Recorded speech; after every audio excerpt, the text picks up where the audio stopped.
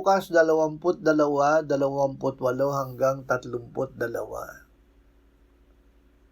Kayo'y yaong patuloy na kasama ko sa mga pagsubok sa akin, at inilalaan ko sa inyo kung paano ang Ama ay naglaan para sa akin ng isang kaharian, upang kayo'y kumain at uminom sa aking hapag sa kaharian ko, at kayo'y umupo sa mga trono na hinuhukuman ang 12 lipi ni Israel.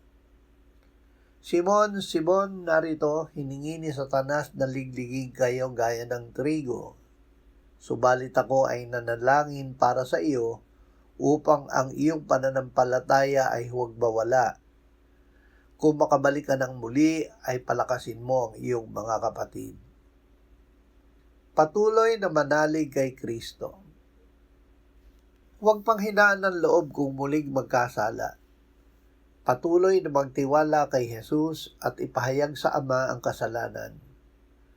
Kung ipinahahayag natin ang ating mga kasalanan, ang Diyos ay tapat at matuwid na tayo'y patatawarin niya sa ating mga kasalanan at sa lahat ng kalikuan.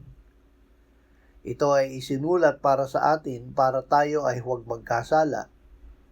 Ngunit kung tayo ay muling magkasala, si Kristo ay ating tagapagtanggol sa harap ng Ama.